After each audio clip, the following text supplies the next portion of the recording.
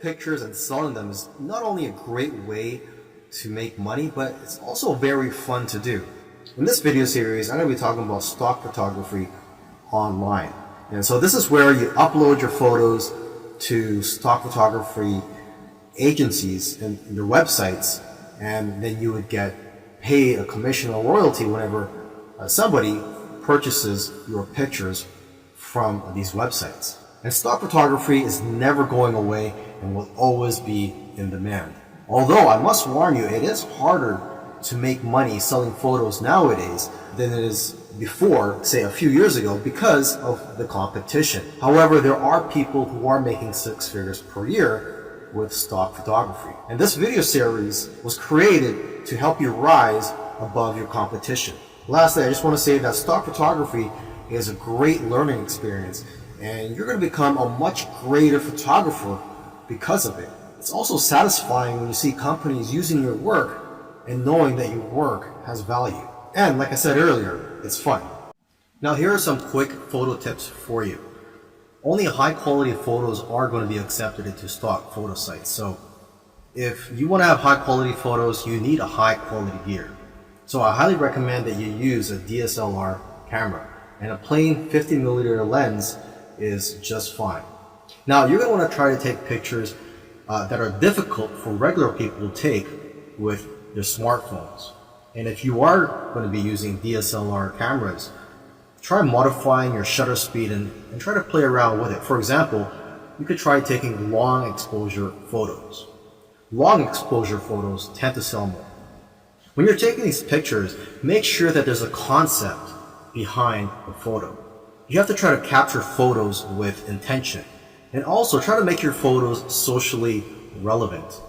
Another important key is to make sure that your picture elicits some type of emotion or has some type of purpose, such as showing that it's the fall season. Now, photos that do well are in the niches related to food, health, beauty, fitness, money, and business. You also have to remember to leave some room for copy and text for the users to put on the photo. And you should know that photos are not going to be accepted if there are brands, names, or license plates in the background. And if you have models in your photos, they will have to sign a release form. Now that you've taken some pictures, where do you sell those pictures online?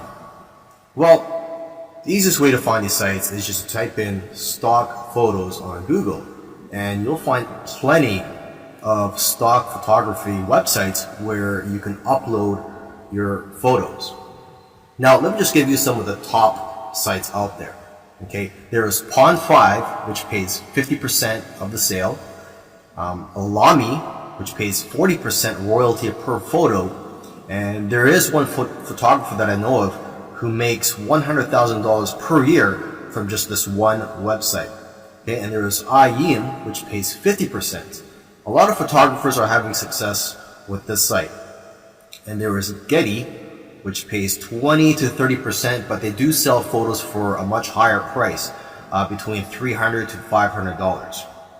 Okay, and 123RF, this stock photo site, the way they work is that the more photos you upload, the higher the royalty percentage that they'll pay you. And there's iStock, which pays 15 to 45% depending on the photo, but they'll pay you a higher rate if your photos are exclusive to their site. And there's a DreamsTime, which has a very thorough approval process, but if you do get approved, they'll pay you 25 to 50% royalty and up to 60% if your photos are exclusive with their site. Plus, they'll even pay you an extra 20 cents per photo. And then one of the biggest stock photography websites out there is Shutterstock. They'll give you the most exposure because of their reach, huge customer base, and ability to advertise your photos. And there's Adobe, which will give you almost as much sales but higher sales amounts. And Adobe stock is integrated into the Adobe software. There's iStock Getty Images, which can also get you a lot of sales. Now, what I usually do advise to photographers is to stay away from some of the larger stock agencies, such as Shutterstock iStock, etc. because they're publicly held companies, and they're more interested in making their shareholders happy and not the individual contributors. They just don't have the incentive to help contributors grow and make more money. However, if you are a beginner, you may want to try out these larger stock agencies just to test out the waters and to gain experience at first. And then you could try out the smaller agencies such as Dreamstime, Stockfresh, etc. The advantage of working with these smaller agencies is that there's less competition for you as a contributor. But then again, everybody is different, so you have to figure out what works for you. And interestingly, I know of somebody who makes more money uploading to free stock photo sites like Pixabay than other stock photo sites, because people have the option to donate to you when they download your photos for free. Earlier, I mentioned that you should try to avoid large stock photography websites such as Shutterstock. However, if you're new and you want to gain some experience, or for whatever reason, if you feel that large stock photography websites are for you, here are some keys to success. Obviously, these big sites have thousands of photos, and photos that have less saturation will sell the best.